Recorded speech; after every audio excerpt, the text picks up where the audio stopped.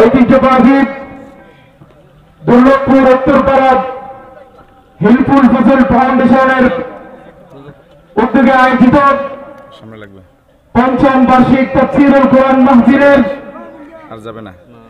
প্রধান আকর্ষণ আন্তর্জাতিক খ্যাতি সম্পন্ন মুফাসসিরে কোরআন, তারুণ্যের অহংকার আল্লামা হযরত মাওলানা আবু নসর আশরাফী সাহেব, প্রধান মুহাদ্দিস হাজীগঞ্জ আলিয়া মাদ্রাসা চাঁদপুর, হুজুর আমাদের মাঝে এসে উপস্থিত হয়েছেন। সকলে বলি আলহামদুলিল্লাহ। সম্মানিত হাজিরিন, এই পর্যায়ে মহাগ্রন্থ আল কোরআন থেকে মূল্যবান নসিহত পেশ করার জন্য আবেদন করছি আল্লামা হযরত মাওলানা আবু নসর আশরাফী সাহেব দামাত বরকাতুল আলিয়াকে। হুজুরকে হুজুরের মূল্যবান নসিহত পেশ করার জন্য দুর্লভপুর উত্তরপাড়া হিলফুল ফজল ফাউন্ডেশনের পক্ষ থেকে বিনীতভাবে অনুরোধ করছি।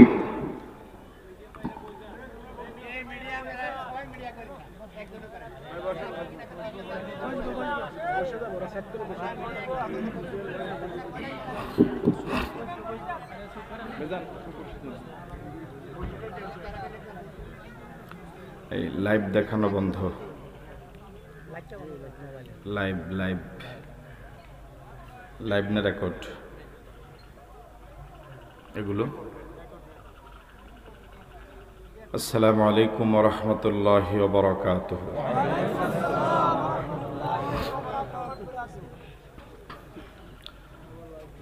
আলহামদুলিল্লাহ আলহামদুলিল্লাহি নাহমাদুহু ওয়া নাস্তাঈনুহু ওয়া নাস্তাগফিরুহু ওয়া নু'মিনু বিহি ওয়া নাতাওয়াক্কালু আলাইহি ওয়া নাউযু বিল্লাহি মিন শুরুরি আনফুসিনা ওয়া মিন সাইয়্যাতি আ'মালিনা। من يهده الله فلا مضل له ومن يضلله فلا هادي له، ونشهد أن لا إله إلا الله وحده لا شريك له، ونشهد أن سيدنا وحبيبنا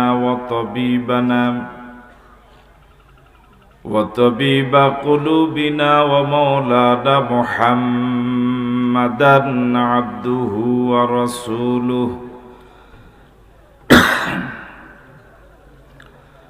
الذي أرسل رسوله بالحق بشيرا ونذيرا وداعيا إلى الله بإذنه وسراجا منيرا. فقد قال الله تعالى في كلامه المجيد وفي فرقانه الحميد.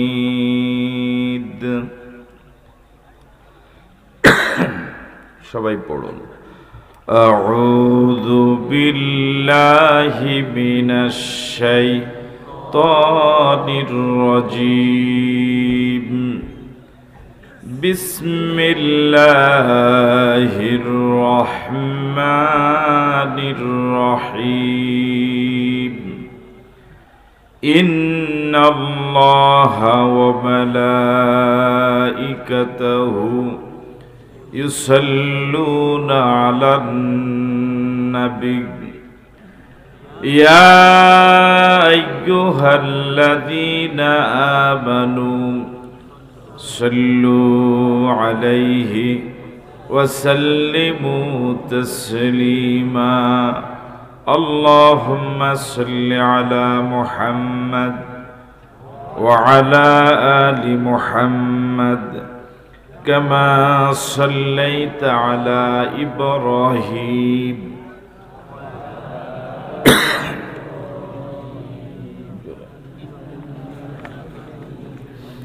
اللهم بارك على محمد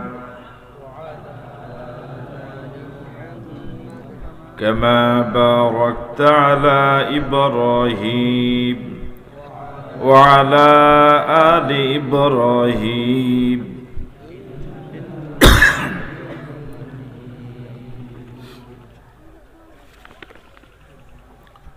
দুর্লভপুর উত্তরপাড়া হিলফুল ফুজুল ফাউন্ডেশনের উদ্যোগে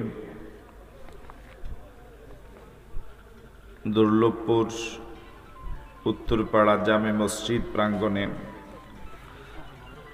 আয়োজিত আজকের এই দ্বীনি মাহফিল, এই মাহফিলের মহতারাম সভাপতি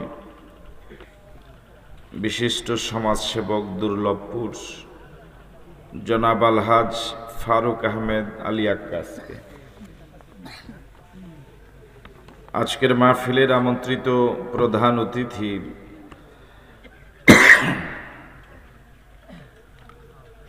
লালমাই উপজেলা আওয়ামী লীগের সংগ্রামী সাংগঠনিক সম্পাদক জনাব মোহাম্মদ আয়াতুল্লাহ আছেন,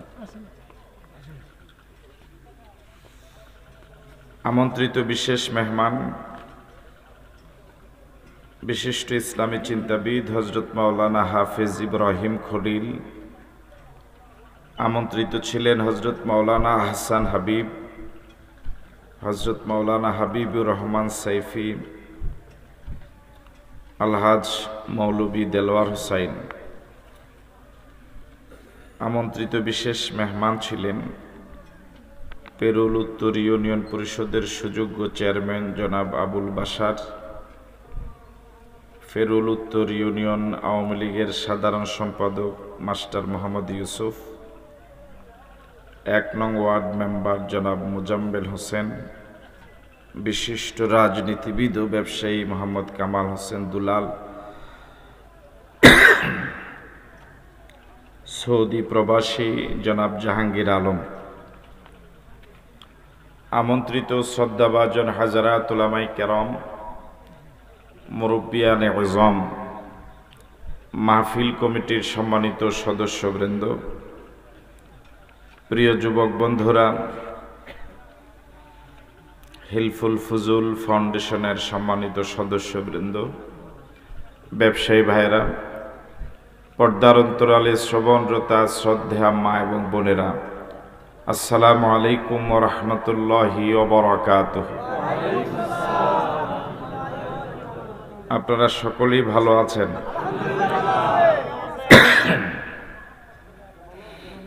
আলহামদুলিল্লাহ।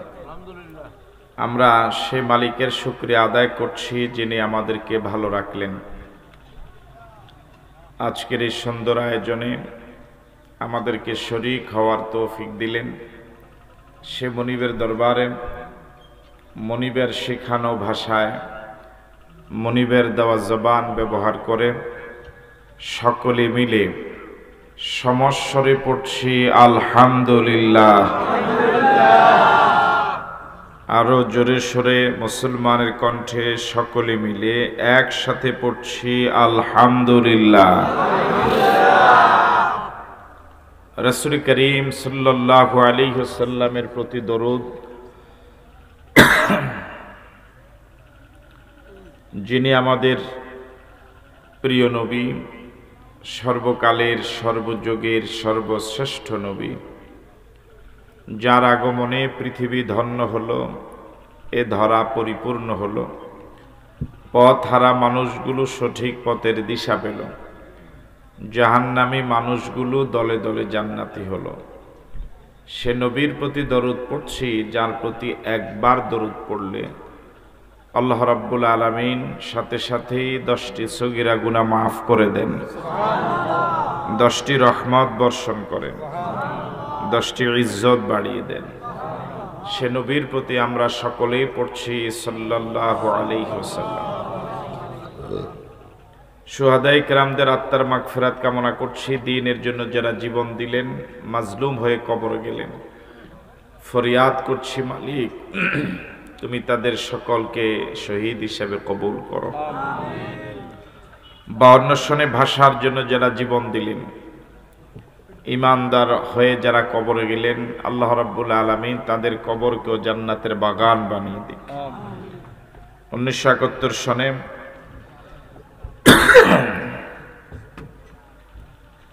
দেশ মাতৃকার স্বাধীনতার সংগ্রামে মহান মুক্তিযুদ্ধে অংশগ্রহণ করে জীবন দিয়ে প্রিয় দেশ যারা স্বাধীন করে গেলেন, আজাদ করে গেলেন, মুক্ত করে গেলেন, জাতির সূর্য সন্তান বীর মুক্তিযোদ্ধা, যাদের জীবনের বিনিময়ে স্বাধীনতা পেলাম, স্বাধীন ভূখণ্ড পেলাম, জাতীয় পতাকা পেলাম, মানচিত্র পেলাম, পৃথিবীর বুকে স্বাধীন দেশের নাগরিক হিসেবে পরিচয়ের সুযোগ পেলাম। দোয়া করছি খাঁটি ইমানদার অবস্থা যারা কবরে গেলেন, ইমান নিয়ে যারা কবরে গেলেন, আল্লাহ রাব্বুল আলামিন তাদেরকেও শহীদ হিসেবে কবুল করুন। এখনো যে সকল বীর মুক্তিযোদ্ধা ভাইরা জীবিত আছেন, আল্লাহ রাব্বুল আলামিন তাদের সহ আমাদের সকলকে ইসলামের জন্য কবুল করুন। আপনাদের সকলকে আন্তরিক ধন্যবাদ এবং মোবারকবাদ জানিয়ে আমরা আলোচনা শুরু করছি ইনশাআল্লাহ বিতৌফিকিল্লাহ বিইজনিল্লাহ। সম্মানিত দিনী ভাইরা, আমাদের প্রতি আমাদের মালিক যিনি আল্লাহ সুবহানাহু ওয়া তাআলা, তার দয়া, তার নেয়ামত কম না বেশি? আল্লাহ রাব্বুল আলামিন বলেন, ওয়া ইন তাউদ্দু নি'মাতাল্লাহি লা তুহসুহা। বান্দা, আমার দেওয়া নেয়ামতগুলো যদি তুমি গণনা করা শুরু করো, গুণে শেষ করতে পারবা না। এত নেয়ামত মালিক আমাদেরকে দিলেন। সহজভাবে বুঝাবার জন্য বলা যেতে পারে,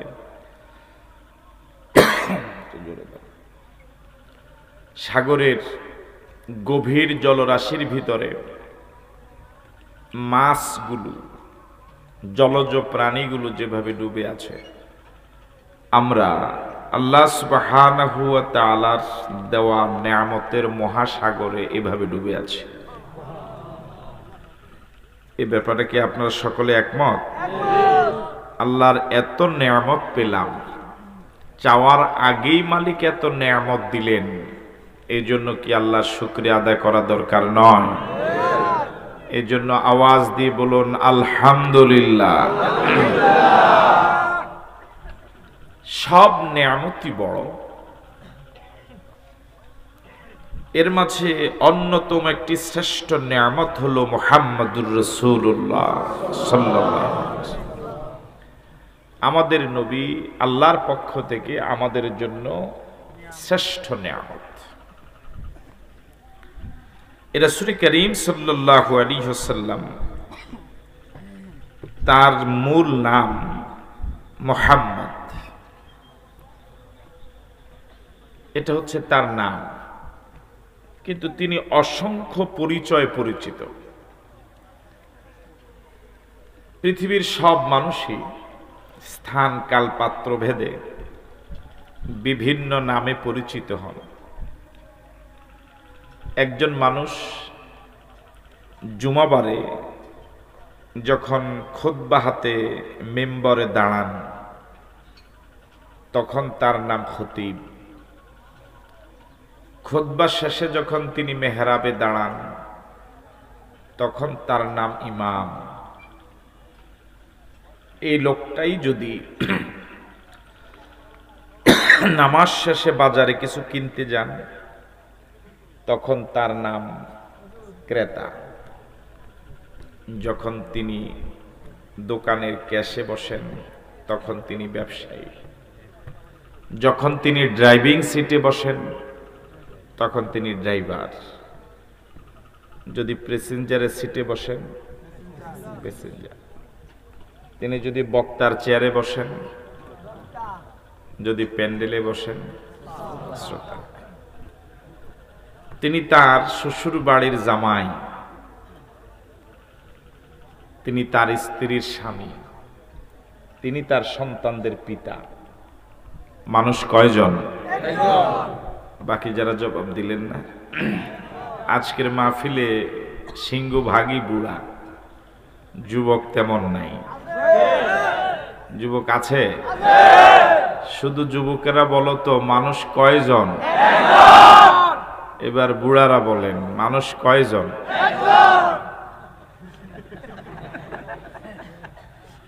স্টেজে যারা ওনারা যুবকও না বুড়াও না, আছে। একজন মানুষ স্থান কাল পাত্র ভেদে অসংখ্য পরিচয়ে পরিচিত হন। আমাদের রাসূল, তার নাম মুহাম্মদ, কিন্তু তার অসংখ্য পরিচয়। যেমন তিনি মসজিদে নববীর শ্রেষ্ঠ ইমাম ছিলেন। যদি সঠিক হয় সাথে সাথে জবাব দিবেন, রাজি আছেন তো? তিনি রাষ্ট্রের শ্রেষ্ঠ রাষ্ট্রনায়ক ছিলেন। তিনি পৃথিবীর সর্বশ্রেষ্ঠ রাসূল ছিলেন। তিনি পৃথিবীর সর্বশেষ রাসূল ছিলেন। তিনি পৃথিবীর সর্বশ্রেষ্ঠ রাজনীতিবিদ ছিলেন। তিনি পৃথিবীর সর্বশ্রেষ্ঠ সেনাপতি ছিলেন। তিনি পৃথিবীর সর্বশ্রেষ্ঠ সত্যবাদী ছিলেন। তিনি পৃথিবীর সর্বশ্রেষ্ঠ আমানতদার ছিলেন। নবী কয়জন? এত নামে তিনি পরিচিত। এই সবগুলো কি সঠিক? কত পার্সেন্ট সঠিক? কত পার্সেন্ট সঠিক? এগুলো তার পরিচয়, কিন্তু এগুলো তার, আরাম করে বসেন, এগুলো তার পরিচয়, কিন্তু এগুলো তার আসল পরিচয় নয়। তার মূল পরিচয় হলো তিনি রাসূল। তার মূল পরিচয় কি? ওয়ামা মুহাম্মাদুন ইল্লা রাসূল। মুহাম্মদ অন্য কেউ নন, মুহাম্মদ আল্লাহর রাসূল। তার মূল পরিচয় হলো তিনি রাসূল। একজন মানুষকে ইমানদার হওয়ার জন্য ঘোষণা করাই লাগে, আশহাদু আল্লা ইলাহা ইল্লাল্লাহু ওয়া আশহাদু আন্না মুহাম্মাদান আবদুহু ওয়া রাসূলুহু। আমি সাক্ষ্য দিচ্ছি আল্লাহ ছাড়া কোন ইলাহ নাই, কোন মাবুদ নাই। আমি আরো সাক্ষ্য দিচ্ছি মুহাম্মদ আল্লাহর বান্দা, আল্লাহর রাসূল। এবার বলুন তো, ইমানদার হওয়ার জন্য রাসূলের কোন পরিচয় বিশ্বাস করা লাগে? রাসূল। বলুন কোন পরিচয়? আবার বলুন, আবার বলুন। কেউ যদি রাসূলের অন্য পরিচয় সবগুলো মানে, রাসূল না মানে, ইমানদার হতে পারবে? তাহলে ইমানদার হওয়ার জন্য তার মূল পরিচয় তিনি যে রাসূল, এটা বিশ্বাস করাই লাগবে। ঠিক আছে কথা? উদাহরণ হিসেবে বলি, কি নাম? হাবিবুর রহমান। টুপি আছে মাথায়? এত উঁচা টুপি তাও দেখেন না। আছে, টুপি আছে মাথায়, মুখে দাঁড়িয়ে আছে। উনি রাসূলকে শ্রেষ্ঠ সত্যবাদী মানে, আমানতদার মানে, শ্রেষ্ঠ রাজনীতিবিদ মানে, শ্রেষ্ঠ অর্থনীতিবিদ মানে, সমাজবিদ মানে, শ্রেষ্ঠ সেনাপতি মানে, কিন্তু শ্রেষ্ঠ নবী মানে না। উদাহরণ দিচ্ছে, রাগ করে নেবেন। ইমানদার হতে পারবে না। কেন? মূল পরিচয় মানে। এবার আবার জিজ্ঞেস করি, ইমানদার হওয়ার জন্য তার কোন পরিচয় বিশ্বাস করা লাগবে? ওলামায়ে কেরাম বসে রয়েছে, কোন পরিচয় বিশ্বাস করা লাগবে? এখন প্রশ্ন হতে পারে, মূল পরিচয় আর অন্যান্য পরিচয়ের মাঝে পার্থক্য কি? মনোযোগ দিয়ে যদি শুনেন তাহলে বুঝতে অসুবিধা হওয়ার কথা নয়। মূল পরিচয় আর অন্যান্য পরিচয়ের মাঝে আকাশ জমিন ব্যবধান। এই পৃথিবীতে সব পদ পদবীর সমালোচনা চলে, চলে? ওনারা কি এইভাবে কথা বলে ভাই নাকি? একটু রাগ রাগ এই পৃথিবীতে সব পদ পদবীর সমালোচনা চলে। কোন প্রতিষ্ঠানের অধ্যক্ষ, তাকে অধ্যক্ষ মেনেই অধীনস্থরা চাকরি করে। বলুন তো দেখি, এরপরেও কি প্রিন্সিপাল, অধ্যক্ষ, মুহতামিমের সমালোচনা কি অধীনস্থ শিক্ষকরা করে? আসতে বলেন, মাইন আসতে পারে, করে। অধ্যক্ষ মেনেই করে, ঠিক নয় কি? ইমাম কি ইমাম মেনেই ইমামের পিছনে নামাজ পড়ে, এরপরেও মুসল্লিরা ইমামের সমালোচনা করে। সমালোচনা করলে মুসল্লিগিরি বাদ যায় না। শিক্ষক প্রিন্সিপালের সমালোচনা করলে শিক্ষক পদ যায় না। কর্মীরা নেতাকে নেতা মেনেই কর্মী হয়েছে, এরপরেও নেতার সমালোচনা চলে। কথা বলেন। জনগণ সরকারের রাজত্ব মেনে নিয়েছে, এরপরেও সরকারের সমালোচনা পৃথিবীব্যাপী হয়। কথা বলেন, ঠিক নয় কি? বক্তাকে বক্তা মেনেই শ্রোতারা বসে আছে, এরপরেও বক্তার বক্তব্যের সমালোচনা চলে। মাহফিলের পরে না মাহফিল চলাকালীনই হয়? তাহলে পৃথিবীর সব পদ পদবীর ব্যাপারে সমালোচনা অতীতে হয়েছে, বর্তমানে হয় না। এটা বাদ দিতে চলে গেলেন। বর্তমানে হচ্ছে, ভবিষ্যতেও। পৃথিবীতে একমাত্র পদ, শুধুমাত্র পদ, কেবলমাত্র পদ, যার নাম নবুয়ত, যার কোনো সমালোচনার সুযোগ নাই। আল্লাহু আকবার বলবেন। পৃথিবীর সব পদ পদবীর সমালোচনা চলে, অতীতে হয়েছে, এখনো হচ্ছে, ভবিষ্যতেও সমালোচনা চলবে।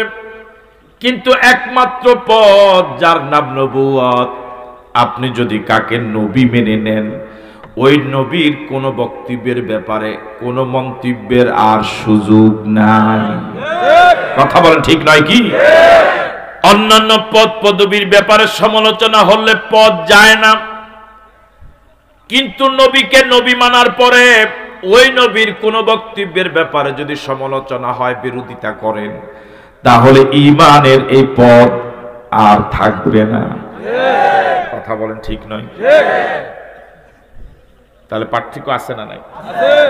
অন্যান্য পরিচয় মানলে ইমানদার হওয়া যাবে না, মূল পরিচয়। আবু জেহেলের নাম শুনেছেন? যারা জবাব দেয় না তাদের আত্মীয় লাগে মনে হয়। শরমে কেমনে কয়? আবু জেহেলের নাম শুনেছেন? ভালো মানুষ না খারাপ মানুষ? ও মরে গেছে বহু আগে, তার আপনজন এখনো পৃথিবীর আনাচে কানাচে দেখা হয় মাঝে মাঝে। বদর যুদ্ধের প্রাক্কালে আবু জেহেল একদিন একান্তে এক জায়গায় বসা, এমন সময় আবু জেহেলের মানের আরেকজন নেতা আবু জেহেলকে একান্তে প্রশ্ন করে বসলো, আবু জেহেল, এখানে তো তুমি আর আমি, তৃতীয় কেউ নাই। আব্দুল্লাহর তিন ছেলে মুহাম্মদ আমাদের পুরা জীবনকে উলট পালট করে দিল। স্বামী স্ত্রী দ্বন্দ্ব, বাপ ছেলে দ্বন্দ্ব, ভাই ভাই দ্বন্দ্ব, পুরা পারিবারিক জীবন, রাষ্ট্রীয় জীবন তছনছ হয়ে যাচ্ছে। আবু জেহেল, এখানে তো শুধু তুমি আর আমি। তোমাকে আল্লাহর কসম দিয়ে তোমাকে জিজ্ঞেস করছি, আবু জেহেল, সত্যিকার অর্থে বলো তো, মুহাম্মদ বলো তো সত্যবাদী না মিথ্যাবাদী? প্রশ্ন করেছিল আরেকজন নেতা। কাকে? এই প্রশ্ন শোনার পর আবু জেহেল একটু ডানে বামে তাকালো। কেন তাকাইছে? হ্যাঁ আমার ভাইয়েরা, এই চরিত্রের মানুষ এখনো পৃথিবীতে আছে। কেউ যদি থাকে সত্য কথা বলে না, কিন্তু একান্তে সত্য কথা বলে যে ইমাম সাহেব আসলে ভালো। আবু জেহেল ডানে বামে তাকিয়ে যখন নিশ্চিত হলো এখানে প্রশ্নকারী আর আমি ছাড়া তৃতীয় কেউ নাই, পৃথিবীর তৃতীয় কোনো কানে সত্য কথাটা যাওয়ার কোনো সম্ভাবনা নাই, এবার আবু জেহেল বলল, তুমি যেহেতু আমাকে আল্লাহর কসম দিয়ে প্রশ্ন করেছ, আমিও তোমাকে আল্লাহর কসম দিয়ে জবাব দিচ্ছি। আল্লাহর কসম করে বলি, আল্লাহর কসম করে বলি, মুহাম্মদের মতো এমন সত্যবাদী পৃথিবীতে আর কেউ না। এমন দামি নবীর উম্মত হতে পেরে খুশি না বেজা? এই জন্য যত কম আওয়াজ দিয়া পারেন বলেন আলহামদুলিল্লাহ। আমাদের রাসূল পৃথিবীর শ্রেষ্ঠ সত্যবাদী, এই পরিচয় কি আবু জেহেল মেনে নিয়েছিল? কথা বলে না কেন? ইমানদার হতে পেরেছে? এই পরিচয় মানার পরেও ইমানদার হতে পারে নাই কেন? মূল পরিচয় মানে নাই। কথা বলে না কেন? তিনি যে রাসূল এই কথা মানে নাই। তাহলে অন্যান্য পরিচয় মানলেই ইমানদার হবে না, মূল পরিচয়। আপনারা জীবনে বহুবার নিশ্চয় শুনেছেন মক্কার কাফের এবং মুশরিকেরা যে নেতাদেরকে নেতা মেনেছিল, আবু জেহেল, আবু লাহাব, উতবা, শাইবা, মুগীরা, ওদের কাছে দিনার এবং দিরহাম আমানত রাখতো না। বরং আব্দুল্লাহর এতিম ছিলেন নবী মুহাম্মদ, যার টাকা পয়সা নাই, গাড়ি বাড়ি নাই, ক্ষমতা নাই, চেয়ার নাই, মা নাই, বাবা নাই, আপনজন পৃথিবীতে তেমন কেউ নাই। আব্দুল্লাহর এতিম ছেলে এমন নবী মুহাম্মদ সাল্লাল্লাহু আলাইহি ওয়াসাল্লামের কাছেই মক্কার লোকেরা টাকা পয়সা আমানত রাখতো। এই কথা কি জীবনে এই প্রথম শুনলেন না আরো আগেও শুনেছেন? এবার আপনাদের কাছে প্রশ্ন, তারা মুহাম্মদ সাল্লাল্লাহু আলাইহি ওয়াসাল্লামকে আমানতদার মনে করেই কি আমানত রাখতো? কথা বলেন।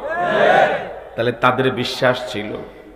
এবার আপনাদের কাছে প্রশ্ন, তারা নিজের দলীয় নেতা ওরে বিশ্বাস বেশি করত না রাসূলকে বেশি বিশ্বাস করত? হ্যাঁ, কর্মীরা জানে নেতা কয় নাম্বার, ওরে কথা কয় না কে? ঠিক না? আগে তো এক সময় বলতো, একটু বাজে হইলে বলতো 2 নাম্বার, এখন কয় নাম্বারই। এখন কি নেই? তাহলে কর্মীরা নিশ্চিত জানে আবু জেহেল, আবু লাহাব, উতবা, শাইবা, মুগীরা, ওদেরকে নেতা মানি, ওদের কথা অন্যের বাড়িতে আগুন দেব, ওদের কথা অন্যের মাথায় বাড়ি মারব, ওদের কথা অন্যের জায়গা জমিন দখল করব, কিন্তু ওদের কাছে টাকা পয়সা আমানত রাখা যাবে না, ওদের ছেলের কাছে নিজের মেয়ে বিয়ে দেওয়া যাবে না। কথা বলেন ঠিক নয় কি? এই জাতীয় কর্মী, এই জাতীয় নেতা এখনো তো পৃথিবীতে আছে। কথা বলেন আছে না নাই? নেতা মানে, কিন্তু কর্মী জানে নেতা কত খারাপ, নেতার চরিত্র কত খারাপ, এটা কর্মী জানে।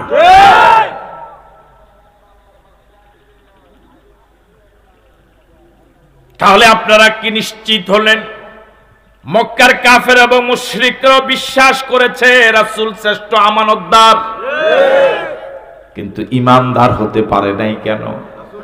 রাসূলের মূল পরিচয়, তিনি যে রাসূল, এই পরিচয়টা মানে নাই। তাহলে বোঝা গেল অন্যান্য পরিচয় মানলে ইমানদার হতে পারবে না, মূল পরিচয় মানা লাগবে। ঠিক আছে কথা? রাসূলকে রাসূল মানার পর তার কোন বক্তব্যের ব্যাপারে কোনো মন্তব্যের সুযোগ নাই। তার বক্তব্য বুঝে আসলেও মানা লাগবে, বুঝে না আসলেও মানা লাগবে, যৌক্তিক হলো মানতে হবে, অযৌক্তিক হলো মানতে হবে, যেহেতু তিনি রাসূল, যেহেতু তিনি রাসূল। আল্লাহু আকবার। অন্ধভাবে একমাত্র রাসূলের কথাই মানতে হবে। যখনই শুনবে এটা রাসূলের বক্তব্য, আর কোনো মন্তব্য নাই, মাথা নত করে দিতে হবে, সারেন্ডার হয়ে যাওয়া লাগবে, আত্মসমর্পণ করা লাগবে, বাস। এই জন্যই তাকে অন্ধভাবে বিশ্বাস করা লাগবে। মা ইয়ানতিকু আনিল হাওয়া ইন হুয়া ইল্লা ওয়াহয়ু ইউহা। তিনি নিজ থেকে কোনো কথা বলেন না, আল্লাহ যা বলতে বলেন তিনি তাই বলেন। আল্লাহু আকবার বলুন। তার কথা দলের পক্ষে হলো মানা লাগবে, দলের বিরুদ্ধে গেলেও মানা লাগবে। তার কথা পীরের পক্ষে হলেও মানতে হবে। তার কথা যদি পীরের বিরুদ্ধে যায়, পীরের কথা বাদ, নবীর কথাই মানা লাগবে। কথা বলেন ঠিক কি না? তার কথা যদি হুজুরের পক্ষে যায় তাও মানতে হবে, যদি আলেমের বিরুদ্ধে যায় আলেমের কথা বাদ, নবীর কথাই মানা লাগবে। কথা বলে ঠিক নয় কি আমার ভাইয়েরা? তাকে এইভাবে মানা লাগবে, যেহেতু তার মাধ্যমে যা এসেছে সব কার কাছ থেকে এসেছে? সুতরাং তার কোনো বক্তব্যের ব্যাপারে কোনো মন্তব্য চলবে না। এই যুগে নেতার কোন বক্তব্যের বিরোধিতা করলেই তো কর্মীর পদ থাকে না। সুবহানাল্লাহ, ওকে সুবহানাল্লাহ। একজন নেতা তার বক্তব্যের ব্যাপারে একটা মন্তব্য করবেন, পরের দিন আর অফিসে যাওয়ার সুযোগ নাই, হাত পা ভেঙ্গে পকেটে ঢুকে। একজন নেতার বক্তব্যের বিরোধিতা করলে যদি এমন দুরবস্থা হয়, বিশ্ব নবী, কুল কায়নাতের নবী, তামাম জগতের নবী, আল্লাহর পরেই যার মর্যাদা, তামাম জগতের উপরে যার মর্যাদা, ওই নবীর বিরুদ্ধে আপনি ওই নবীর বক্তব্যের বিরোধিতা করবেন, এই ইমানদারের এই পদ কি থাকার কথা? কথা বলেন, থাকার কথা? বুঝে আসলেও মানতে হবে। তার বক্তব্যের ব্যাপারে কোনো প্রশ্ন করা যাবে না। মাগরিবের নামাজ ফরজ কয় রাকাত? আরো জোরে বলেন। এশার নামাজ ফরজ কয় রাকাত? কেন? কোন কেন নাই। কেন কইলে ফিডা নামাজ না দোনোটা? প্রতি রাকাতের রুকু কয়টা? জানে না তো। প্রতি রাকাতের রুকু কয়টা? সিজদা কয়টা? কেন? কোনো কেন নাই। এটা আপনার দলীয় অফিস না, এটা ফাইজলামের জায়গা না। আপনি যা ইচ্ছা তা করবেন ইসলামের ব্যাপারে, এ অধিকার আপনার নয়।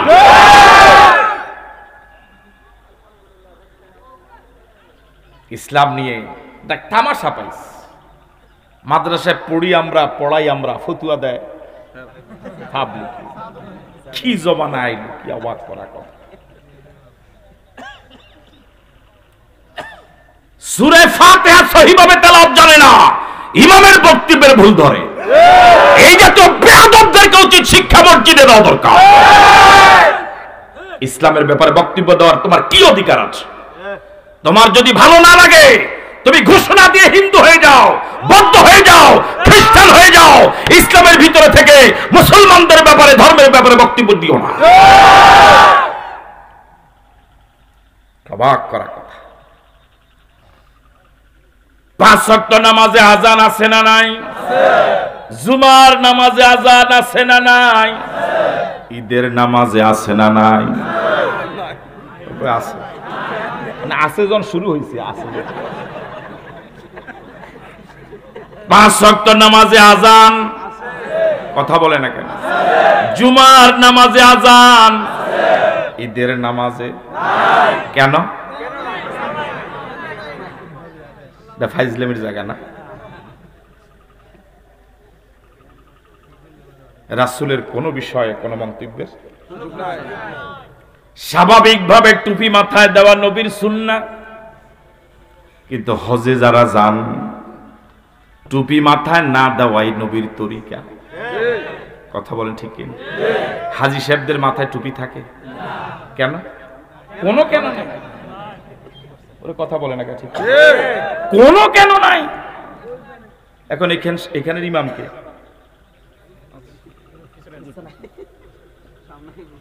এই জন্য তো মুসল্লিরা কথা কয় আপনি থাকবেন সামনে, আপনি পিছিয়ে। আচ্ছা এরে দিয়ে উদাহরণ দিয়ে, উনি গেছে মসজিদে হজে, যাওয়ার পরে টুপি থাকবে মাথায়? ওরে কথা কয় না কার? টুপি আছে না নাই? এখন টুপি আছে না নাই? হুজুরের টুপি এখন আছে না নাই? হজে গেছেন? হ্যাঁ, ওই সময় টুপি দিছিলেন?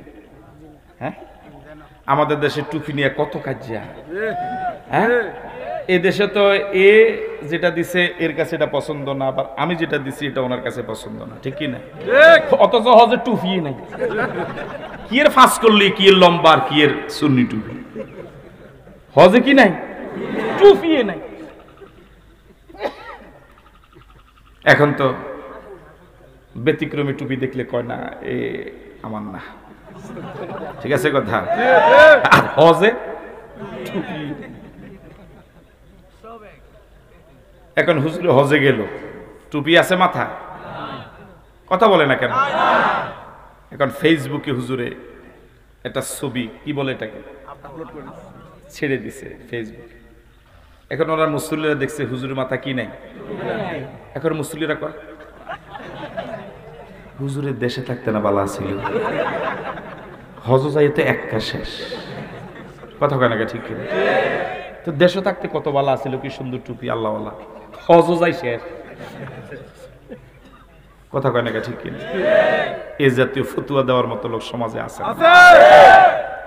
আরাফার ময়দানে জোহরের সময় আল্লাহ নবী বেলালকে আদেশ করলেন, বেলাল আজান দাও। বেলাল আজান দিলেন। হজ করেছেন কারা একটু হাত তুলেন, মাশাআল্লাহ, এটা তো হাজীগঞ্জ হয়ে গেছে। আরাফার ময়দানে রাসূল বেলালকে আদেশ করলেন, বেলাল আজান দাও। বেলাল আজান দিলেন। আল্লাহর নবী বললেন, বেলাল ইকামত দাও। বেলাল রাদিয়াল্লাহু তাআলা আনহু ইকামত দিলেন। রাসূল 2 রাকাত জোহরের নামাজ জামাতের সাথে পড়লেন। কয় রাকাত? 2 রাকাত। সুন্নত তো নাই, নফল তো নাই, ওরে কথা কয় না। সুন্নত পড়েন নাই, নফলও আমাদের বাংলাদেশের যারা, তো হুজুর আপনারা করেন কি, সুন্নতটা পড়েন না, কথা কয় না ঠিক। জোহরের নামাজ শেষ হওয়ার পর রাসূল বেলালকে বললেন, বেলাল আবার ইকামত দাও। বেলাল রাদিয়াল্লাহু তাআলা আনহু আবার ইকামত দিলেন। রাসূল আসর পড়লেন 2 রাকাত। কয় রাকাত? 2 রাকাত। এক আজানে 2 ইকামতে জোহরও শেষ, আসর শেষ, ঠিক আছে কথা মুসল্লি হাজী সাহেবরা, ঠিক আছে? এভাবে তো সূর্যাস্ত পর্যন্ত আরাফার ময়দানে থাকা লাগে। সূর্য ডুবে গেল, আরাফার ময়দানে ত্যাগ করা লাগবে। সূর্য ডুবার পর কোন নামাজ আছে না নাই? কোন নামাজ? সূর্য ডুবে গেল, আল্লাহ নবী সব সাহাবায়ে কেরামদেরকে নিয়ে মুজদালিফার দিকে রওনা হলেন। রাসূল যা করে সাহাবায়ে কেরামও তা করেন। রাসূল রওনা হলেন মুজদালিফার দিকে, সাহাবায়ে কেরামও রওনা হলেন মুজদালিফার দিকে। মাগরিব, ওরে কথা কয় না, সাহাবায়ে কেরামের মনে প্রশ্ন, কি রে নামাজের টাইম যে যায়, কিন্তু বলার সাহস নাই। এই সফরে রাসূলের নাতি উসামা রাদিয়াল্লাহু তাআলা আনহু এই সফরে ছিলেন, বাহনে রাসূলের পিছনেই ছিলেন। নাতিরা অনেক সময় সাহস করে নানাকে অনেক কথা বলতে পারে। নাতি সাহস করে, উসামা সাহস করে বললেন, নানা নামাজ, নানা নামাজ, নানা নামাজ। উসামা মনে করেছিলেন নানা মনে হয় নামাজের কথা ভুলে গিয়েছেন। রাসূল জবাবে বললেন, আস-সালাতু আমামাকা, আস-সালাতু আমামাকা, আস-সালাতু আমামাকা। সময় যায় তো যাক, আরাফার ময়দানে মাগরিব পড়া যাবে না, মাগরিব পড়তে হবে মুজদালিফায় গিয়া। আল্লাহু আকবার। আমাদের বাঙালি হলে কি কইতো, মাগরিবে 3 রাকাত পড়লে কতক্ষণ আল্লাহ ফিরে গেলে কি হইতো, ওরে কথা কয় না ঠিক। এখন আমাদের সমাজে যে বেদাত গুলো চালু আছে এর ব্যাপারে মুসলিমদের বক্তব্য সমস্যা, ওরে কথা কয় না এরকম আছে না? আছে। রাসূলের মাধ্যমে যে শরীয়ত পেয়েছি কোনো প্রশ্ন নাই, কোনো যুক্তি দেখানো যাবে না, যা বলেছেন তাই মানতে হবে।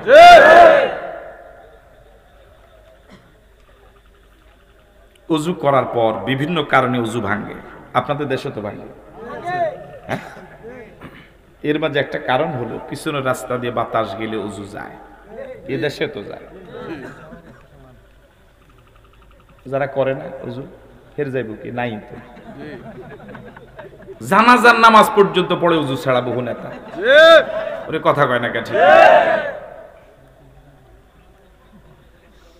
অজু করার পর একটু বাতাস গেল কি নাই কি নাই এখন শরীয়তের বিধান হলো তুমি অজু করো কবজি পর্যন্ত হাত ধো কুলি করো নাকে পানি দাও মুখমণ্ডল ধৌত করো কোনই পর্যন্ত হাত ধো মাথা মাসে করো টাকনু পর্যন্ত পাও ধো অজু কি হয়েছে কি রে ভাই আপনারা কিভাবে কথা বলেন অজু কি হয়েছে পিছনের রাস্তা ধোয়া লাগছে যুক্তি কি বলে যুক্তি বলে এই মাঘ মাসের প্রচন্ড শীতেরই কষ্টের উজুটা যে জায়গার কারণে গেল ওই জায়গাটা অন্তত ধোয়া দরকার অন্তত মাসে দরকার এটা যুক্তি বলে না শরীয়ত বলে রাসূলের মাধ্যমে যে শরীয়ত পেয়েছে শরীয়ত বলে ধোয়ারও দরকার নাই মাসেরও দরকার নাই লুঙ্গি আলগি দেওয়ার দরকার নাই তুমি এমন এমন করে কি হয়ে যাবে আপাত দৃষ্টিতে এটা অযৌক্তিক হলেও কিছুই করা নাই এটার নাম ইসলাম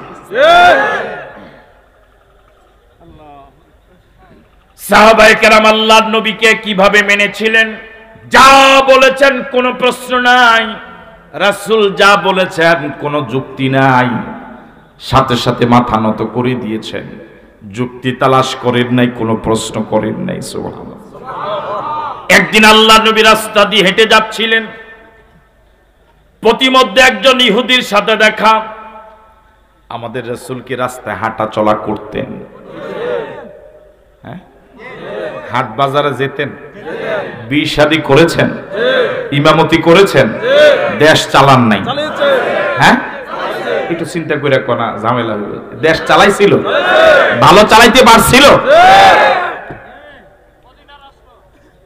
আমার ভাইয়েরা এই ইহুদির কাছ থেকে আল্লাহর নবী কিছু ঋণ নিয়েছিলেন যথাসময়ে ঋণ পরিশোধ করেছিলেন কিন্তু দুষ্ট ইহুদি আল্লাহর নবীর পথ আগলে দাঁড়িয়ে বলল মুহাম্মদ আমার ঋণ পরিশোধ করো আল্লাহর নবী বললেন আল্লাহর বান্দা আমি তোমার ঋণ যথাসময়ে পরিশোধ করেছি ইহুদি বলছে দাও নাই রাসূল বলছেন দিয়েছি ইহুদি বলছে দাও নাই তর্ক বিতর্কে রূপ নিবে এমন সময় সুচতুর ইহুদি বলল মুহাম্মদ সাল্লাল্লাহু আলাইহি ওয়াসাল্লাম তুমি যদি ঋণ পরিশোধ করেই থাকো দুনিয়ার নিয়ম অনুযায়ী সাক্ষী লাগবে সাক্ষী আনো রাসূল বিব্রতকর অবস্থায় পড়ে গেলেন রাসূল যখন ঋণ নিয়েছিলেন তখনও কেউ সাক্ষী ছিল না যখন পরিশোধ করেছিলেন তখনও কেউ সাক্ষী ছিল না এমন সময় ঘটনার পাশ দিয়ে একজন মুসলিম যাচ্ছিলেন হঠাৎ তার কানে এলো ইহুদি বলছে মুহাম্মদ সাক্ষী আনো ওই মুসলিম দুহাত তুলে বললেন ইয়া রাসূলুল্লাহ আমি এই ঘটনার সাক্ষী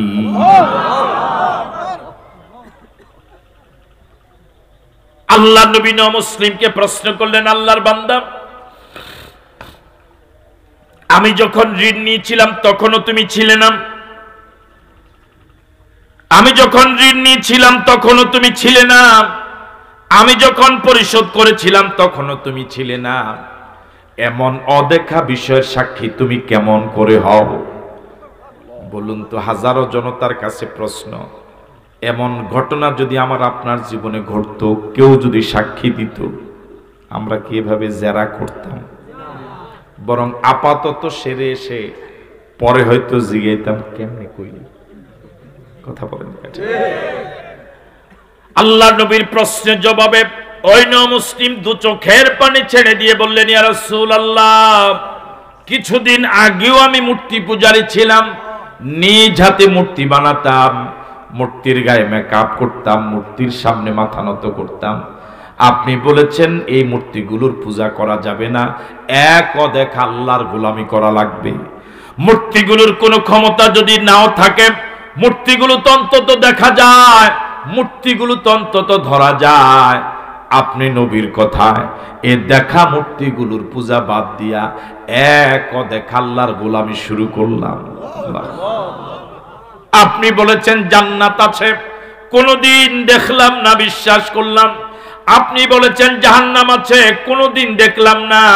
শুধু আপনার কথায়, শুধু আপনার কথায়, শুধু আপনার কথা জাহান্নাম বিশ্বাস করলাম। আপনি বলেছেন ফেরেশতা আছে, কোনোদিন দেখলাম না, বিশ্বাস করলাম। আপনি বলেছেন দুকাদে দুজন সম্মানিত ফেরেশতা আছে, আপনার মাধ্যমে পেয়েছি। দুকাদে দুজন ফেরেশতা আছে, দুজন সম্মানিত লেখক আছে, কোনোদিন দেখলাম না, বিশ্বাস করলাম।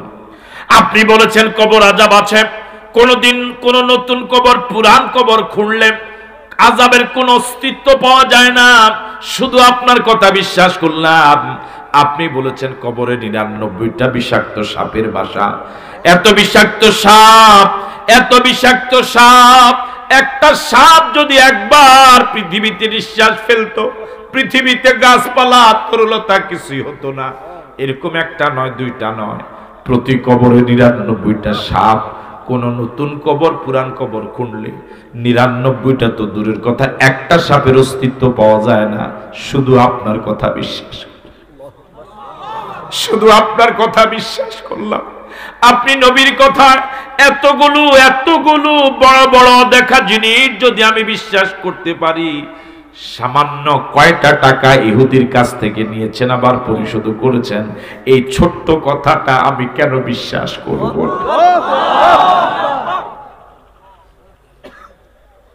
কি নবী ছিলেন, যা বলেছেন কোনো প্রশ্ন।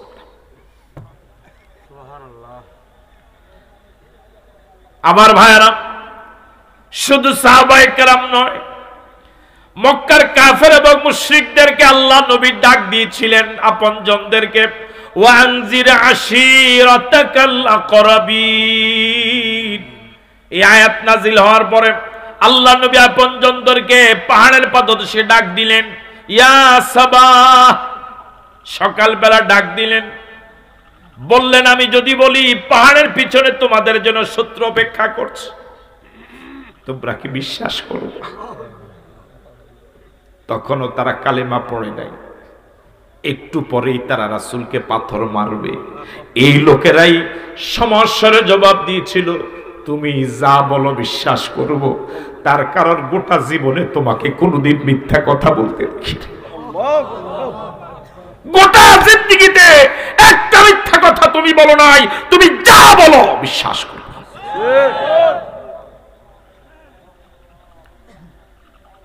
সাহাবায়ে কেরাম আল্লাহর নবীকে এভাবে বিশ্বাস করতেন। এখন আমার আপনার দায়িত্ব হলো রাসূলের পক্ষ থেকে যে শরীয়ত পেলাম, যে সুন্নাহ পেলাম, যে আদর্শ পেলাম, এ ব্যাপারে কোনো বক্তব্য নাই, কোনো মন্তব্য করা যাবে না। এটা দলের পক্ষে হলেও দলের কথাও মানব, নবীর কথাও মানব। যদি রাসূলের বক্তব্য দলের বিরুদ্ধে যায়, দল বাদ নবীর কথাই মানা লাগবে।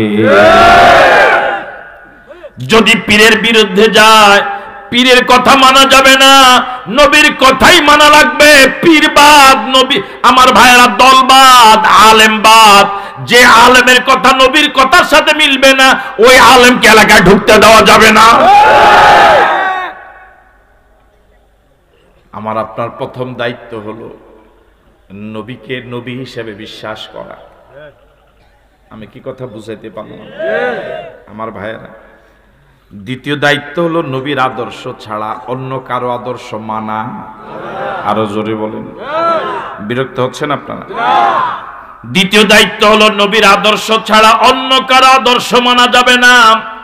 লাকাদ কানা লাকুম ফি রাসূলিল্লাহি উসওয়াতুন হাসানা, তোমাদের জন্য অনুসরণীয় একমাত্র আদর্শ হলো মুহাম্মাদুর রাসূলুল্লাহ।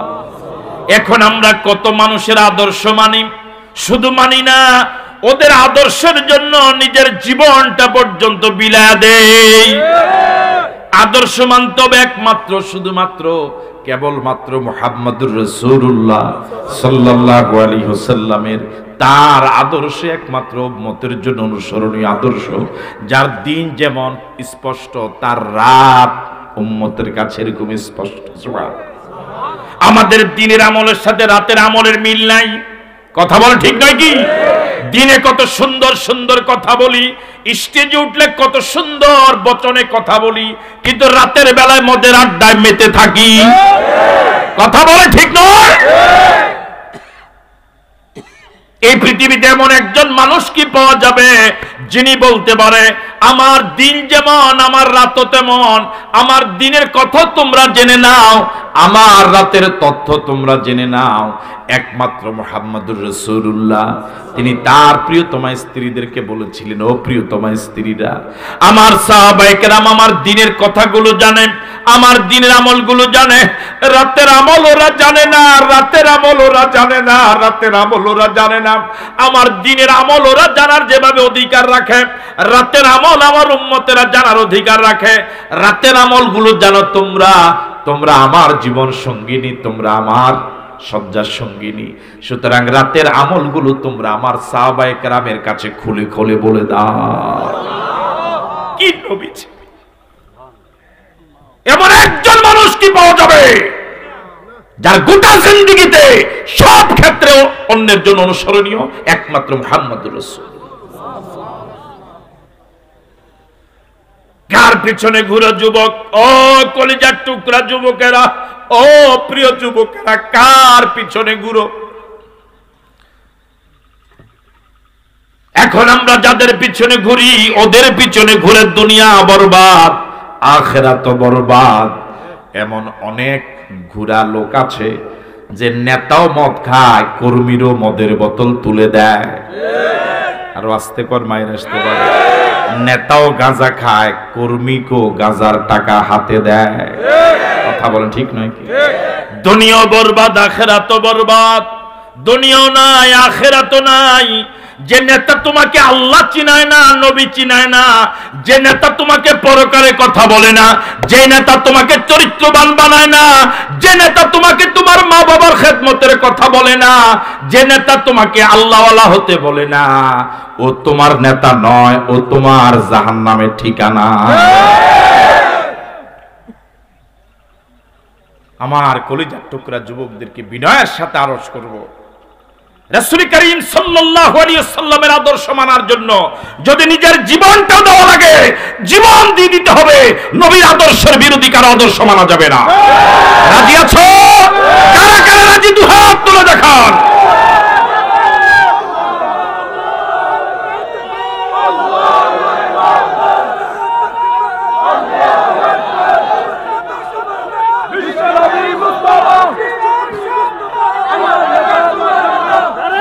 আমার ভাইয়ারা,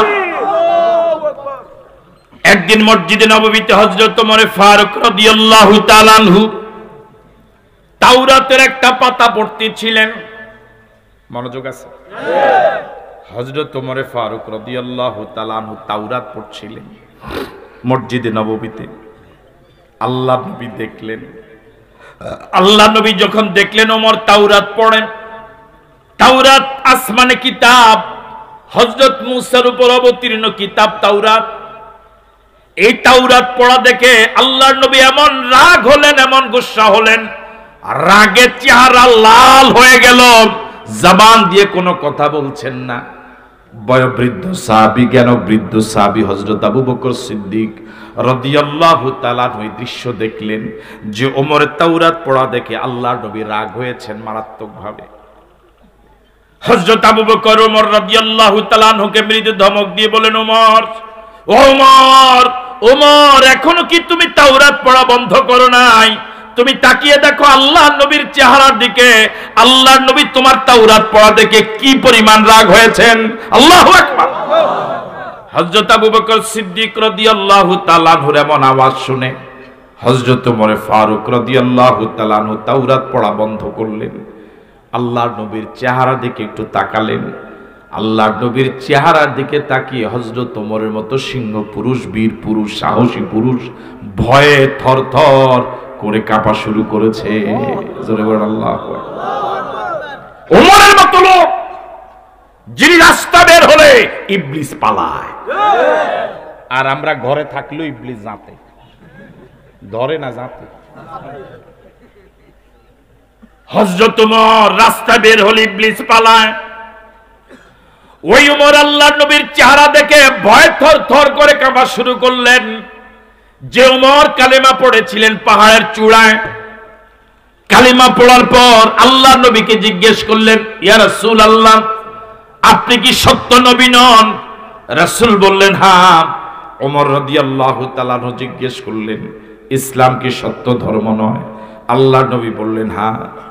এবার ওমর বললেন, আপনি যদি সত্য নবী হন, ইসলাম যদি সত্য ধর্ম হয়, এখন থেকে আল্লাহর গোলামি আর পাহাড়ের গুহায় হবে না, এখন থেকে আল্লাহর গোলামি আর গোপনে হবে না, এখন থেকে আল্লাহর গোলামি হবে আল্লাহর ঘর কাবার সামনে, সবার সামনে। আল্লাহু আকবার! কি পুরুষ ছিলেন! আজ বর্তমান পৃথিবীর এই জ্বলন্ত আগুন নিভাবার জন্য একজন ওমর দরকার। কথা বলেন ঠিক নয়? আল্লাহ তুমি বলেছ আর নবী দিবে না, আর কোনদিন নবী আসবে না, কিন্তু তুমি তো বলো নাই ওমর আর দিবে না। তোমার কাছে ফরিয়াদ করি, বর্তমান পৃথিবীর জন্য তুমি একজন ওমর পাঠাও। আরো জোরে বলি আমিন। আরেকবার বলি আল্লাহুম্মা আমিন। ওই ওমর আল্লাহ নবীর চেহারা দেখে ভয় থরথর করে কাঁপা শুরু করলেন। যে সকল সাহাবায়ে কেরাম জুলুম নির্যাতনের মোকাবেলায় একটা পর্যায়ে হিজরত করতে বাধ্য হয়েছিলেন মদিনায়, যারাই মদিনায় হিজরত করেছেন সবাই হিজরত করেছেন রাতের আধারে, গোপনে।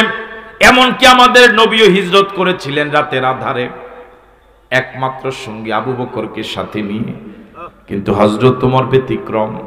একমাত্র ওমর, কেবলমাত্র ওমর রাতের বেলা হিজরত করেন নাই, হিজরত করেছিলেন দিনের বেলায়। আল্লাহু আকবার! খোলা তলোয়ার নিয়ে হযরত ওমর বেরিয়ে গেলেন, মক্কাবাসীকে এলান করলেন, আমি খাত্তাবের ছেলে ওমর, আমি রওনা হয়েছি মদিনায়। কেউ যদি চায় তার স্ত্রীকে বিধবা বানাতে, কেউ যদি চায় তার কলিজার টুকরা সন্তানকে এতিম বানাতে, সে যেন আমি ওমরের তলোয়ারের সামনে দাঁড়ায়। হযরত ওমর এই এলান দিয়েছিলেন মক্কাবাসীকে দিনের বেলায়। একজন লোক হযরত ওমরের তলোয়ারের সামনে আসার সাহস পায় নাই। আল্লাহু আকবার বলবেন। আসলে ইসলাম বিরোধী যারা, এদের হাঁটুতে কোনো জোর নাই, মাজাতেও নাই, এদের কিছু জোর আছে। এই শব্দটা ভালো বলছে কি? হ্যাঁ হ্যাঁ, এদের হাঁটুতেও জোর নাই, কোমরে তো নাই, কিছু জোর যাও আছে।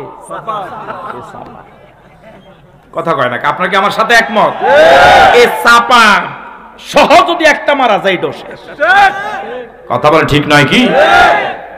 না হলে ওমরে একজন, যারা ইমানদার আছে সব তো চলে গেছে কোথায়?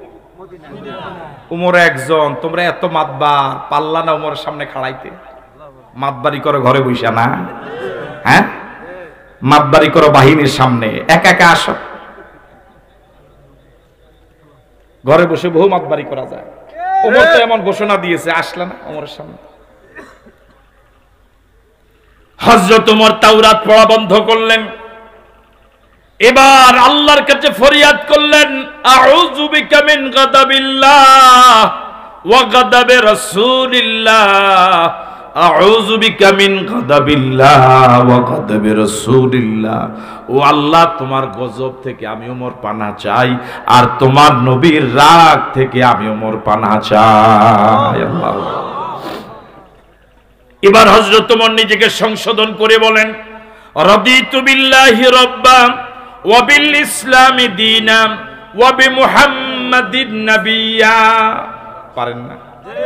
যারা পারেন সবাই পড়েন, রাদিতু বিল্লাহি রাব্বান ওয়া বিল ইসলামি দীনান ওয়া বিমুহাম্মাদিন নাবিয়্যা।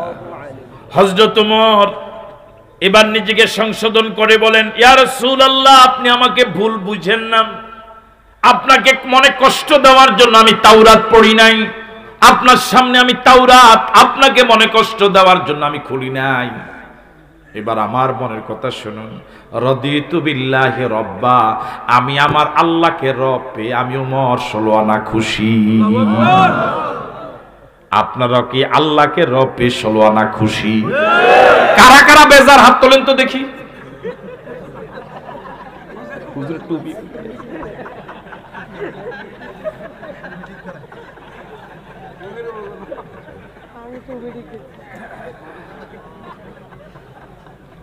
আল্লাহকে রব পেয়ে 16 আনা খুশি নারিলা সবাই 16 আনা খুশি। আমাদের রব যদি আল্লাহ না হয়ে যদি রব মা দুর্গা হতো খুশি হতেন। আমাদের রব যদি কালী হতো, যদি লক্ষ্মী হতো, যদি সরস্বতী হতো খুশি হতেন? তাহলে আল্লাহ যে আমাদের রব এই ব্যাপারে সবাই খুশি, 16 আনা খুশি। তাও কি আলহামদুলিল্লাহ আসলো না? একদিন এক লোক একটা ভাঙ্গা মূর্তি নিয়ে রাসূলের কাছে আসছে। রাসূল করিম সাল্লাল্লাহু আলাইহি ওয়াসাল্লাম জিজ্ঞেস করলেন, আল্লাহর বান্দা এটা কি? তো হুজুর এটা আমার খোদা। তোমার খোদা হইলে এটার হাত পাও যে ভাঙ্গা। হুজুর একটা ঘটনা আছে, আমি প্রতিদিন যখনই কাজে বের হই খোদাকে কাঁধে নিয়ে নিয়ে বের হই, যাতে করে কোনো বিপদে পড়লে খোদা আমাকে বাঁচাতে পারে। নাউজুবিল্লাহ। আজও বের হয়েছি, কিছু দূর যাওয়ার পর পেশাব পায়খানার ব্যাগ হলো। বর্তমানে যেমন স্যানিটেশন ব্যবস্থা তখন তার এমন ছিল না, ঝোপ জঙ্গলেই। আমার ভাইয়েরা, তিনি বললেন, আমি যখন প্রাকৃতিক ডাকে সাড়া দিতে গেলাম চিন্তা করলাম ওই জায়গায় খোদাকে নেওয়া ঠিক হবে না। বুঝবা কথা বলে না, এই জন্য আমি খোদাকে রাস্তায় রেখে টয়লেট সারতে গেলাম। এসে দেখি খোদার শরীর ভিজা। তো ভাবলাম খোদার শরীর যেহেতু ভিজা নিশ্চয়ই কোনো বরকতের পানি, তাবারুকের পানি হবে। এই জন্য আমি আল্লাহ প্রদত্ত সবচেয়ে অত্যাধুনিক যন্ত্র যার নাম জিহ্বা, 1 সেকেন্ডও লাগে না টেস্ট রিপোর্ট ডেলিভারি দিতে, ঠিক এমন অত্যাধুনিক যন্ত্র পৃথিবীতে আজ পর্যন্ত আবিষ্কার হয় নাই। আল্লাহু আকবার বলবেন। এই পৃথিবীতে যত স্বাদ আবিষ্কার হয়েছে কিয়ামত পর্যন্ত যদি আরো 1000 কোটি স্বাদ আবিষ্কার হয়, সব স্বাদ ডেলিভারি দেওয়ার জন্য বুঝার জন্য একটা মাত্র যন্ত্র যার নাম কি? এই রিপোর্ট দিতে কয় মিনিট লাগে জোরে বলেন? বোয়াল মাছের স্বাদ একরকম, লইট্টা মাছের স্বাদ, ইলিশ মাছের একরকম, বাইং মাছের আরেক রকম। কথা বলে না ঠিক কিনা? পালং শাকের একরকম, পুঁই শাকের আরেক রকম, ঠিক কিনা? ছোট মাছের একরকম, বড় মাছের একরকম, শুকনা মাছের একরকম, তাজা মাছের আরেক রকম। সব স্বাদ বুঝার জন্য যন্ত্র কয়টা? আল্লাহু আকবার বলবেন। রসমলাইয়ের স্বাদ একরকম, মালাইকারির আরেক রকম, মিষ্টির স্বাদ আরেক রকম। সুবহানাল্লাহ বলুন। কি আল্লাহ! তিনি বললেন, ইয়া রাসূলুল্লাহ, আমি জিহ্বা দিয়ে একটু চাটলাম, জিহ্বার সাথে সাথে রিপোর্ট ডেলিভারি দিল। রিপোর্ট ভালো না। রিপোর্ট কি ভালো না? রোগীর যায় আইসিইউতে নেওয়া দরকার। তিনি বললেন, কেমন যেন টক টক বিশ্রী বিশ্রী গন্ধ। আমি ভাবলাম, আমার বিবেকে ধরা পড়লো, এটা যদি বরকতের পানি হতো নিশ্চয়ই মিষ্টি হতো। আমি এদিক সেদিক তাকালাম, দূরে দেখি একটা 4 পায়া জানোয়ার দাঁড়ানো, ওর নিচ থেকে টপ টপ করে ফোঁটা ফোঁটা এখনো পানি পড়ে। আমার বিবেকে ধরা পড়েছে অন্য কিছু নয়, আমার খোদার গায়ে ওই 4 পায়া জানোয়ার পেশাব করেছে। ওই 4 পায়া জানোয়ারের নাম কি? আমি কইছি কোন?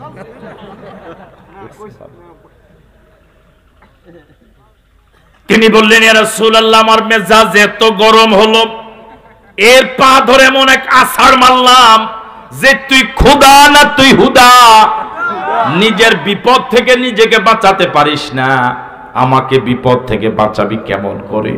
হাদিস শরীফ এসেছে, তিনি যখন এই বিবৃতি দিচ্ছিলেন, ঘটনা বয়ান করতেছিলেন, স্বাভাবিকভাবে আমাদের নবী সব সময় মুস্কি হাসতেন, তাবাসসুম হাসতেন, দাঁতগুলো শুধু বের হতো, আওয়াজ হতো না।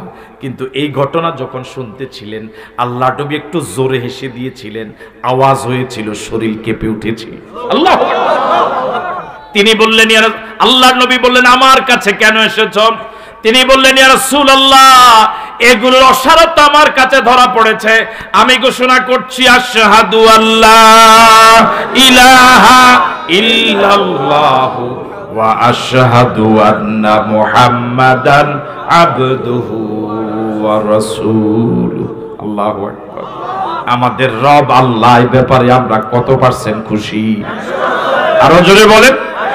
এবার ওমর বললেন নবিল ইসলামে দীনা, ও নবী আপনি আমি ওমরকে ভুল বুঝবেন না, তাওরাত আপনার সামনে আমি আপনার মনে কষ্ট দেওয়ার জন্য পড়ি নাই। ওয়াবিল ইসলামে দীনা, ওয়াবিল ইসলামে দীনা, ইসলামকে ধর্ম হিসেবে পেয়ে আমি ওমর 16 আনা খুশি। আপনারা কি 16 আনা খুশি? আমাদের ধর্ম ইসলাম না হয়ে যদি হিন্দু হতো খুশি হতেন? অর্ধেক তো খুশি হইতো মনে হয়। যদি হিন্দু ধর্মের হতেন খুশি হতেন, যদি বৌদ্ধ হতো খুশি হতেন, যদি খ্রিস্টান হতো খুশি হতেন। আমরা যে ইসলাম ধর্ম পেয়েছি এই জন্য কি আমরা খুশি? মন থেকে বলেন আলহামদুলিল্লাহ। এবার হযরত ওমর বলেন ওয়াবি মুহাম্মাদিন নাবিয়্যা, ওয়াবি মুহাম্মাদিন নাবিয়্যা, ও নবী আপনি আমাকে ভুল বুঝবেন না, আপনার সামনে তাওরাত আমি খুলেছি আপনার মনে কষ্ট দেওয়ার জন্য নয়। আমার এবার মনের কথা শুনুন, নবী মুহাম্মাদিন নাবিয়্যা, আপনার প্রতি আমি ওমর 16 আনা খুশি। আপনাকে নবী পেয়ে আমি ওমর 16 আনা খুশি। আপনারও কি আমাদের রাসূলকে রাসূল পেয়ে 16 আনা খুশি? আর আসতে বলো 16 আনা খুশি। আওয়াজ তো 16 আনা হয় না, 16 আনা খুশি। এই জন্য আওয়াজ দিয়ে বলেন আলহামদুলিল্লাহ। হযরত ওমর যখন নিজেকে সংশোধন করে বিবৃতি দিলেন, এবার আল্লাহর নবী বললেন ওয়াল্লাযী নাফসু মুহাম্মাদিন বিয়াদিহি লাউ বাদা লাকুম মূসা ফাত্তাবা'তুমুহু ওয়া তারাকতুমুনি লাদালালতুম আন সাওয়াইস সাবিল। ওয়াল্লাযী নাফসু মুহাম্মাদিন বিয়াদিহি, ওমর শোনো, ও পৃথিবীর উম্মতেরা শোনো, ওয়াল্লাযী নাফসু মুহাম্মাদিন বিয়াদিহি, ওই সত্তার কসম করে বলি যার হাতে মুহাম্মাদের জীবন, তিনি কে? আল্লাহ।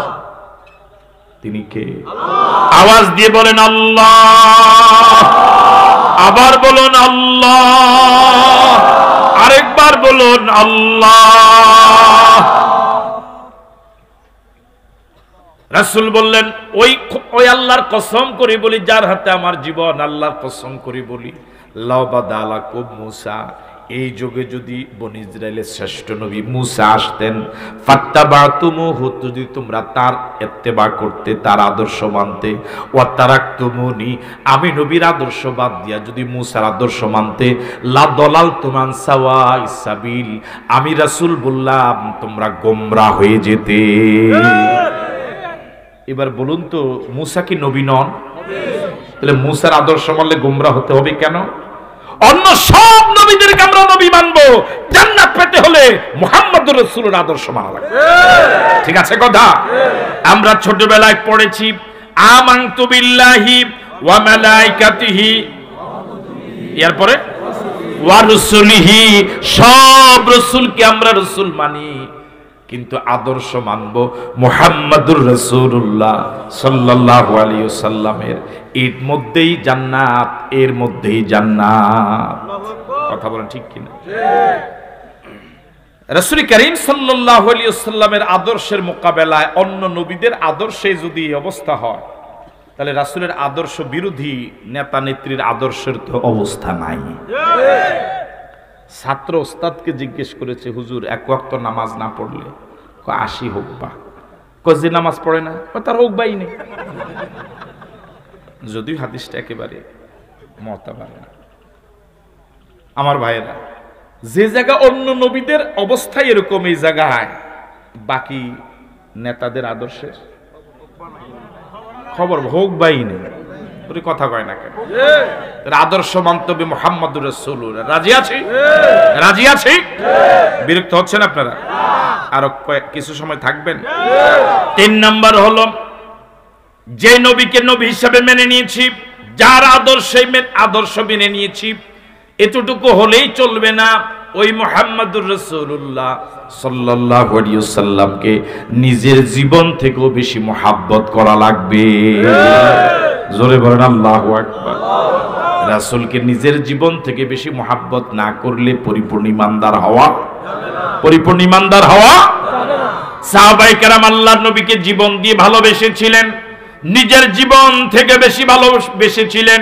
রাসূল যা বলেছেন কোনো কথা নাই, রাসূলের কথা মানতে গিয়ে যদি জীবন দেওয়া লাগে জীবন দেওয়ার জন্য পাগল হয়ে গিয়েছিলেন।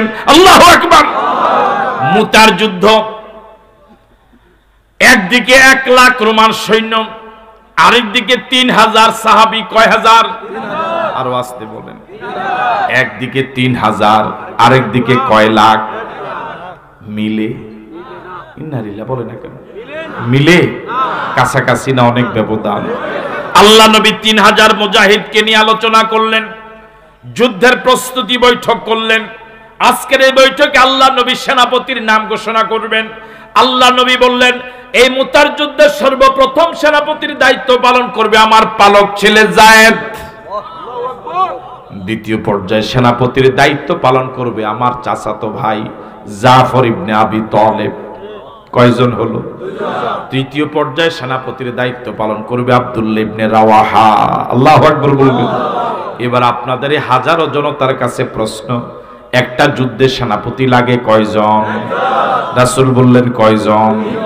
রাসূল 3 জনের নাম বলে ক্ষান্ত হন নাই। আল্লাহ নবী বললেন, আমি 3 জনের নাম ঘোষণা করেছি, তোমরা 4র্থ জন নিজেরা নিয়োগ দিয়ে দিবা। আল্লাহু আকবার। আল্লাহ নবী যখন বললেন 4র্থ জন নিজেরা নিয়োগ দিবা, এই 3 জনের আর বুঝার বাকি নাই। মুতার প্রান্তর থেকে জীবিত আসবো না, মুতার প্রান্তর থেকে আসলে শুধু লাশ আসবে। নিশ্চিত মৃত্যু জেনে আল্লাহ নবীর কথাকে মেনে নিলেন। আল্লাহ নবী বললেন, যাও বাড়িতে যাও, আপনজনদের কাছ থেকে বিদায় নিয়ে আস। হযরত যায়েদ রাদিয়াল্লাহু তাআলা আনহু বললেন, ইয়া রাসূলুল্লাহ, আমি আপনার ছেলে, আপনি আদেশ করেছেন। আমার মা আয়েশা সিদ্দিকা রাদিয়াল্লাহু তাআলা আনহা হুজরা থেকে শুনেছেন, আমি আর কার কাছে যাব? এই পৃথিবীতে আমার তো আর আপন কেউ নাই, আমি রাজি। আল্লাহু আকবার। হযরত জাফর ইবনে আবি তালেব বাড়ি চলে গেলেন। উঠোনে গিয়ে শুনেন স্ত্রী আল্লাহর কালাম তেলাওয়াত করেন। আওয়াজ দিয়ে বললেন, প্রিয়তমা, কিছু সময়ের জন্য কোরআন মজিদ তেলাওয়াত একটু বন্ধ রাখো। আল্লাহর নবী আমাকে মুতার প্রান্তরে সেনাপতি হিসাবে নাম ঘোষণা করেছেন, আমি তোমার কাছ থেকে বিদায় নিতে এসেছি। প্রিয়তমা, আমাকে হাসি মুখে বিদায় করো, আমি চলে যাচ্ছি। আমার ছেলে মেয়েগুলোকে তোমার কাছে আমানত দিই। আমার ছেলে মেয়েগুলোকে তোমার কাছে আমানত দিয়ে গেলাম।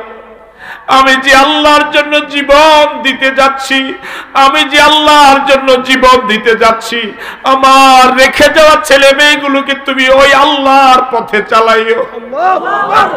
আমার ছেলে মেয়েগুলো যেন আমার মালিককে ভুলে না যায়, আমার আল্লাহর বিরুদ্ধে মিছিলে যেন না যায়। আমার ছেলে মেয়েগুলো যেন, আমি যে আল্লাহর জন্য জীবন দিতে যাচ্ছি, আমার ছেলে মেয়েগুলো যেন সে আল্লাহর জন্য জীবন দিতে প্রস্তুতি নেয়। সন্তান জন্ম দিলে পিতা হওয়া যায়, বাবা হওয়া যায়, কিন্তু জন্ম দিলেই আদর্শ বাবা হওয়া যায় না। আদর্শ বাবা হওয়ার জন্য বাড়তি যোগ্যতা লাগে। হযরত লোকমান ছেলেকে কি সুন্দর নসিহত করলেন, ইয়া বুনাইয়া লা তুশরিক বিল্লাহ, ইয়া বুনাইয়া। পৃথিবীতে কত বাবা, কত স্বামী এমন আছে জীবনে আব্বা ডাক শুনতে পায় নাই, আছে না? আল্লাহ সন্তান দেয় নাই, আব্বা ডাক জীবনে শুনতে পায় নাই, আব্বু বলে কেউ কোনোদিন তাকে ডাক দেয় নাই। আমরা যারা, আমাদেরকে যাদেরকে আল্লাহ পাক এই তৌফিক দিয়েছেন, আব্বু ডাক শোনার সুযোগ পেয়েছি। আব্বু বলে সন্তানেরা ডাকে। আমার আপনার দায়িত্ব হলো, যে মালিক যে মালিক আমাকে আপনাকে সন্তানের পিতা বানালেন, ওই মালিকের সাথে আমার সন্তানের পরিচয় করায়া দেওয়া। কথা বলেন ঠিক নয় কি? কিন্তু বর্তমান সময়ের সিংহভাগ পিতামাতা আল্লাহর সাথে সন্তানের পরিচয় করায় না, বরং সন্তানের সাথে প্রথম পরিচয় করা রিমোট কন্ট্রোলের, সন্তানের সাথে প্রথম পরিচয় করায় জি বাংলার, স্টার জলসার। আমার ভাইয়েরা, এই সন্তানই এক সময় বড় হলে পরে বাবার গলায় ছুরি ধরে, ঠিক নয় কি? তখন হুজুরের কাছে দোয়ার জন্য যায়। এই সন্তানকে সন্ত্রাসী বানাবার জন্য, আল্লাহ বিরোধী বানাবার জন্য, নবী বিরোধী বানাবার জন্য আপনি দায়ী, আপনি দায়ী। এই সন্তান আপনার বিরুদ্ধে আল্লাহর আদালতে মামলা দায়ের করবে। রব্বানা আরিনাল্লাযাইনি আদাল্লানা মিনাল জিন্নি ওয়াল ইনস নাজআলুহুমা তাহতা কদামিনা লিয়াকুনা মিনাল আসফালিন। ও আল্লাহ, ওই মা বাবাকে সামনে এনে হাজির করো যে মা বাবা কোনোদিন তোমার কথা বলে নাই, নিজে নামাজ পড়েছে আমাকে নামাজের কথা বলে নাই, নিজে রোজা রেখেছে আমাকে রোজার কথা বলে নাই, আমাকে কোনোদিন ভালো পথে চলার জন্য বলে নাই, আমি যা চেয়েছিলাম সব দিয়েছে, তোমাকে দেয় নাই, আমার হাতে কোরআন মজিদ তুলে দেয় নাই, ইসলামী সাহিত্য তুলে দেয় নাই, আল্লাহকে চিনার মাধ্যম আমাকে হাতে তুলে দেয় নাই। ওই মা বাবাকে সামনে আনো, এরপরে আমি জাহান্নামে যাব, এর আগে নয়। আমার ভাইয়েরা, আজকে যারা বাবা হয়েছেন, বিনয়ের সাথে আরজ করব, আদর্শ পিতা হন। লোকমান ছেলেকে কি সুন্দর নসিহত করলেন, ইয়া বুনাইয়া ইয়া বুনাইয়া লা তুশরিক বিল্লাহ। ও আমার কলেজার টুকরা ছেলে, আমি বাবা হয়ে তোমাকে নসিহত করি, আর যাই করো আমার আল্লাহর সাথে কাউকে তুমি শরীক করো না। আল্লাহু আকবার। আমি কি পেরেছি আমার সন্তানকে বলতে বাবা, আমি কি পেরেছি আমার মেয়েকে বলতে মা, আর যাই করো আল্লাহকে ভুলে যেও না। হযরত জাফর ইবনে আবি তালেব বিদায় নিয়ে রওনা হবেন, এমন সময় প্রিয়তমা স্ত্রী আওয়াজ দিয়ে বললেন, আল্লাহর নবী আপনাকে যুদ্ধের ময়দানে সেনাপতি নিয়োগ দিয়েছেন, আমি তো আপনাকে বারণ করতে পারবো না। তিনি হাত তুললেন, বললেন, আল্লাহ, আমার স্বামীর জন্য তোমার কাছে ফরিয়াদ করি, ছোট্ট দুখানা হাত তুলে দিলাম, আমার স্বামীকে তুমি গাজী বানাই আমার ঘরে ফেরত দিও। হযরত জাফর ইবনে আবি তালেব হাতে যে তলোয়ার ছিল, তলোয়ারের উল্টা পিঠ দিয়া মুনাজাতরত প্রিয়তমা স্ত্রীর হাতে মৃদু আঘাত দিয়ে বললেন, হাত নামাও, হাত নামাও, হাত নামাও। তুমি এমন উল্টা দোয়া করো না, তোমার এমন উল্টা দোয়া আমার আল্লাহ কোনদিন কবুল করবে না। আল্লাহ নবী তিনজনের নাম ঘোষণা করেছেন সেনাপতি হিসাবে, আমার নাম 2 নম্বরে ঘোষণা করেছেন, আমার আগেও একজন, আমার পরেও একজন। ও স্ত্রী, তুমি নিশ্চিত থাকো, মুতার প্রান্তর থেকে তোমার স্বামীর লাশ আসবে, জীবিত আসবে না। আল্লাহ, কিভাবে তুমি নিশ্চিত থাকো, তুমি নিশ্চিত থাকো, আমি লাশ হয়ে আসবো, জীবিত আসবো না। তিনি সালাম দিয়ে রওনা হলেন মুতার প্রান্তরের দিকে। স্ত্রী কাটা কবুতরের মতো ছটপট করলেন। ছেলে মেয়েগুলো আব্বা আব্বা আব্বা আব্বা বলে আত্মচিৎকার করেছেন, রোনা জারি করলেন। হযরত জাফর ইবনে আবি তালেব একবারের জন্য পিছনে ফিরে তাকায় নাই। কারা কান্দে? ইসলাম এমনি আসে নাই। কত হাজার জীবনের বিনিময়ে এসেছে, কত বুকের তাজা রক্তের বিনিময়ে ইসলাম এসেছে। আজ আমরা ইসলামটাকে ভেঙ্গে চুরমার করে দিচ্ছি। হযরত আব্দুল্লাহ ইবনে রাওয়াহা যুবক মানুষ, মাত্র বিয়ে করেছেন।